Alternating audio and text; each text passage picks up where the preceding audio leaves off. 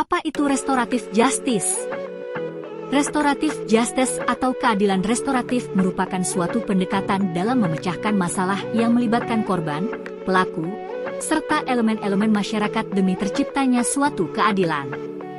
Dalam hubungannya dengan penegakan hukum pidana, restoratif justice merupakan alternatif penyelesaian perkara tindak pidana yang semula mekanismenya berfokus pada pemidanaan, menjadi proses dialog dan mediasi yang melibatkan pelaku, korban, keluarga pelaku korban, dan pihak lain yang terkait.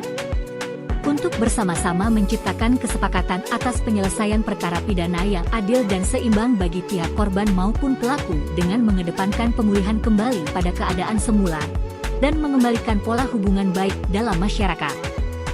Prinsip dasar restoratif justice adalah adanya pemulihan terhadap korban dengan memberikan ganti rugi kepada korban, perdamaian, pelaku melakukan kerja sosial maupun kesepakatan-kesepakatan lainnya. Hukum yang adil alam kerangka restoratif justice tentunya tidak berat sebelah, tidak memihak, tidak sewenang-wenang, dan hanya berpihak pada kebenaran sesuai peraturan perundang-undangan yang berlaku serta mempertimbangkan kesetaraan hak kompensasi dan keseimbangan dalam setiap aspek kehidupan. Pelaku memiliki kesempatan terlibat dalam pemulihan keadaan. Masyarakat berperan untuk melestarikan perdamaian, dan pengadilan berperan untuk menjaga ketertiban umum. Tujuan restoratif justice dalam konteks hukum pidana yaitu memberdayakan korban, pelaku, keluarga dan masyarakat untuk memperbaiki akibat dari suatu perbuatan tindak pidana yang telah dilakukan, dengan menggunakan kesadaran dan keinsyafan sebagai landasan untuk memperbaiki kehidupan bermasyarakat. Konsep memandang keadilan tidak dari satu sisi, namun memandang dari berbagai pihak, baik untuk kepentingan korban, pelaku dan masyarakat. Pada dasarnya implementasi keadilan restoratif tidak terbatas dalam perkara anak yang berhadapan dengan hukum saja.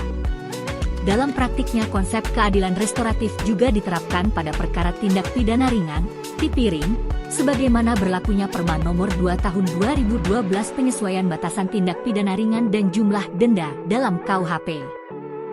Kemudian juga diterapkan pada perkara dengan terdakwanya perempuan berhadapan dengan hukum sebagaimana berlakunya Perma Nomor 3 Tahun 2017 Pedoman mengadili perkara perempuan berhadapan dengan hukum. Selanjutnya keadilan restoratif juga diterapkan dalam perkara tindak pidana narkotika yang mana hanya dapat diterapkan kepada pecandu, penyalahguna, korban penyalahguna, ketergantungan narkotika dan narkotika pemakaian 1 hari sebagaimana diatur dalam Pasal 1 Surat Keputusan Bersama Nomor 01 PB MA 3 2014 tentang penanganan pecandu narkotika dan korban penyalahguna narkotika ke dalam lembaga rehabilitasi serta sebagaimana dalam Sema Nomor 4 Tahun 2010 tentang penempatan penyalahgunaan, korban penyalahgunaan dan pecandu narkotika ke dalam lembaga rehabilitasi medis dan rehabilitasi sosial.